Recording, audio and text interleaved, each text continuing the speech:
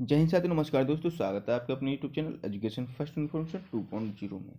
साथियों, ये वीडियो आपके लिए इंपॉर्टेंट होने वाली है क्योंकि इस वीडियो में आपको बताने वाले हैं MA political science fourth paper के जो इंपॉर्टेंट क्वेश्चन करा रहे हैं। साथियों, इस वीडियो में हम आपके लिए बताने वाले हैं।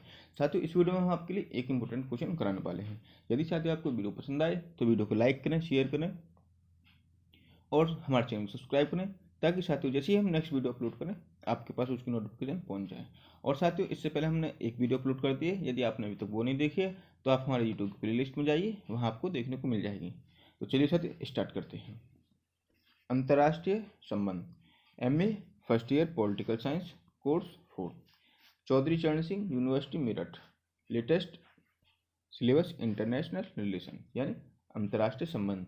साथियों, क्वेश्चन की तरफ चलते हैं। फर्स्ट क्वेश्चन, और साथियों जो बुक का है वो है छठा। राष्ट्रहित के सिद्धांत की व्याख्या कीजिए।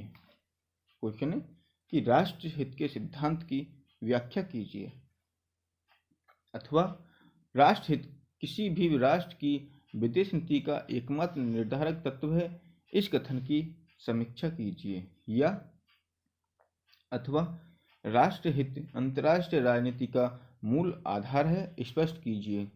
अथवा राष्ट्रहित को परिभाषित कीजिए तथा राष्ट्रहित की अभिवृद्धि के साधनों की विवेचना कीजिए। साथियों, इन चारों क्वेश्चनों में से आपको कोई भी क्वेश्चन देखने को मिल जाए एग्जाम में तो साथियों आपको उत्तर यही करना है जिसे हम अब कराने वाले हैं। क्योंकि साथियों क्वेश्चन का पूछने का तरीका है अलग है, लेकिन उत्तर इसका वही है जो साथियों पहले प्रश्न का है, वही उत्तर दूसरे का है, वही उत्तर तीसरे का है, वही उत्तर चौथे का है। तो साथियों आप कंफ्यूज नहीं हो एग्जाम में, इसलिए साथियों आप क्वेश्चन को ध्यान से देख लें, उसके बाद इस उत्तर को देखें। साथियों उत्तर यही आएगा। ठीक है साथियों, स्टार्ट करते हैं उत्तर को। उत्तर, राष्ट्रहित अंतर्राष्ट्रीय राजनीति की एक आधारभूत अवधारणा है। विदेशों से संबंध भी राष्ट्रहित को सम्मुख रखकर ही निर्धारित किए जाते हैं। राज्यों के व्यवहार का अध्ययन हमारे लिए राष्ट्रहित की अवधारणा के परिप्रेक्ष्य में आवश्यक हो जाता है। राष्ट्रहितों के उद्देश्यों को प्राप्त करना प्रत्येक राज्य का महत्वपूर्ण अधिकार है। प्रत्येक राज्य राष्ट्रहितों के आधार पर ही अपने कार्यों को उचित सिद्ध करने का प्रयत्न करता है। राष्ट्रहित का अर्थ, राष्ट्रहित और अंतर्राष्ट्रीय हित में संघर्ष की स्थिति अंतर्राष्ट्रीय राजनीति के दो महत्वपूर्ण तत्व हैं। इन दोनों तत्वों के मध्यम संबंध की महत्ता इस तथ्य से व्यक्त होती है कि एक राष्ट्र का हित सदैव दूसरे राष्ट्र के हित से मेल नहीं खाता है, और यही कारण है कि राष्ट्र के मध्य परस्पर संघर्ष की स्थिति बनी रहती है। लॉर्ड पामर्स्टन ने ब्रिटिश संसद में कहा था, न तो हमारा कोई स्थायी मित्र है न ही शत्रु, केवल हमारे राष्ट्र हित ही स्थायी हैं और उन्हें प्राप्त करना हमारा कर्तव्य है। इस प्रकार A.T. मोहन ने लिखा है, राष्ट्र स्वार्थ न केवल वैधानिक बल्कि मौलिक कारण है। किसी राष्ट्र के नीति निर्धारण में राष्ट्र हित की अपेक्षा दूसरा हित सहायक नहीं हो सकता।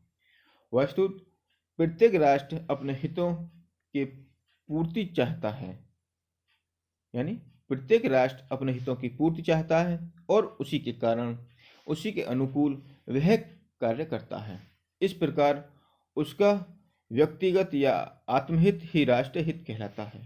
आगे देखते हैं साथियों। दूसरे शब्दों में अंतर्राष्ट्रीय राजनीति में भाग लेने वाले सभी देश अपने कार्यों का संचालन जिस नीति तथा सिद्धांत के आधार पर करते हैं उसे राष्ट्रहित की संज्ञा प्रदान की जाती है।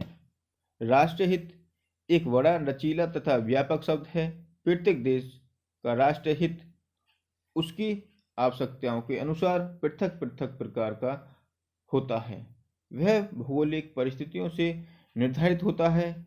इसके निर्माण में आर्थिक, सैनिक और राजनीतिक तत्व विशेष भूमिका निभाते हैं। इसके अतिरिक्त प्राचीन परंपराएं, आचार विचार, रीति रिवाज, धार्मिक व दार्शनिक विचारधाराओं की भी महत्वपूर्ण भूमिका होती है।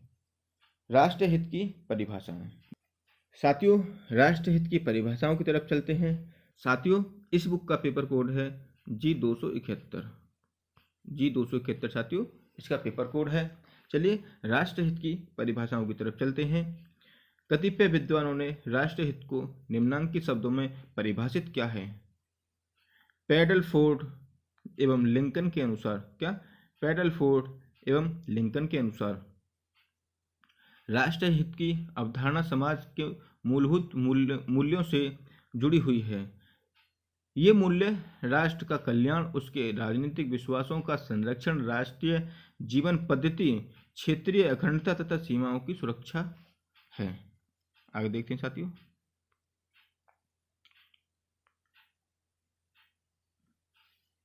चार्ल्स लर्च के अनुसार, क्या? चार्ल्स लर्च के अनुसार राष्ट्रीय हित सामान्य, दीर्घकालीन और निरंतर जारी रहने वाला प्रयोजन है, जिसकी पूर्ति के लिए कोई राष्ट्र तथा उसकी सरकार पूर्ण प्रयत्न करती है। वर्नॉन वॉन डाइक के अनुसार राष्ट्रीय हित की परिभाषा एक ऐसे तथ्य के रूप में की जा सकती है जिसकी रक्षा या उपलब्धि राज्य एक दूसरे के मुकाबलों में करना चाहते हैं। किसकी रक्षा या उपलब्धि राज्य एक दूसरे के मुकाबले में करना चाहते हैं। जोसेफ फ्रैंकल के अनुसार ने राष्ट्रीय हित की व्याख्या राष्ट्र की आकांक्षाओं, विदेश नीतियों के क्रियात्मक, व्याख्यात्मक तथा विवादों का निरूपण करने वाले तत्व के रूप में की है। राष्ट्रीय हित को प्राप्त करना के प्रमुख साधन शक्ति हैं। शक्ति से ही कोई राष्ट्र अपने राष्ट्रीय हितों की पूर्ति कर सकता है। अतः राष्ट्रीय शक्ति के रूप में राष्ट्रीय हित को परिभाषित करना अधिक उपयुक्त है। इस प्रकार स्पष्ट है कि राष्ट्रहित एक राष्ट्र का सबसे प्रमुख राष्ट्रीय हित है, जिसे प्राप्त करने के बाद ही अन्य हितों को प्राप्त करना संभव हो सकता है। राष्ट्रीय हित एक गतिशील अवधारणा है। यह कोई स्थिर या शाश्वत तत्व नहीं है। रेमो ओरो के अनुसार राष्ट्रहित का स्वरूप निर्धारित नहीं किया जा सकता, क्योंकि यह व्यक्तियों के समूहों से संबंध होता है, व्यक्तियों से नहीं। यह विदेश नीति का मार्गदर्शक है, जिसका प्राथमिक कार्य अंतर्राष्ट्रीय वास्तविक की आलोचना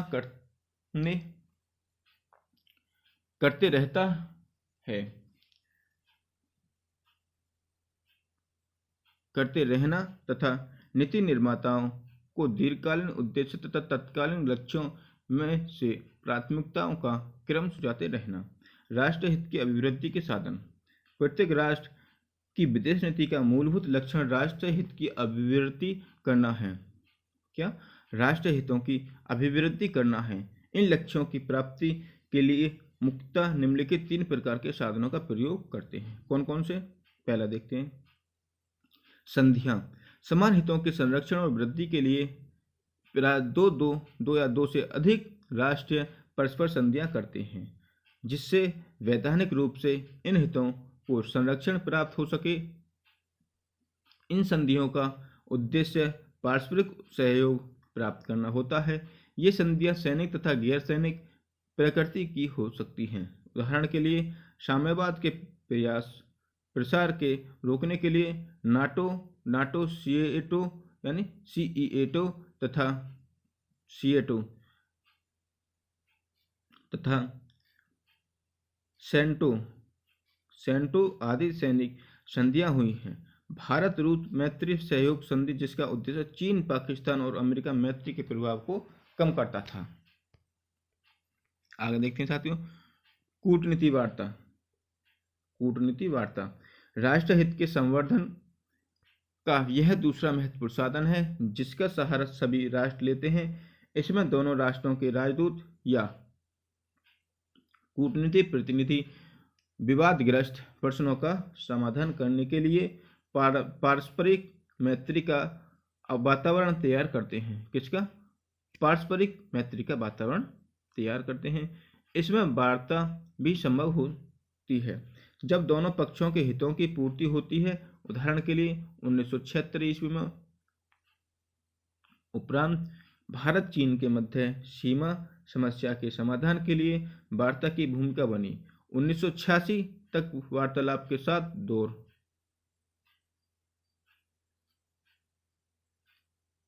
1976 से साथियों 1986 तक वार्तालाप के 7 दौर संपन्न हुए।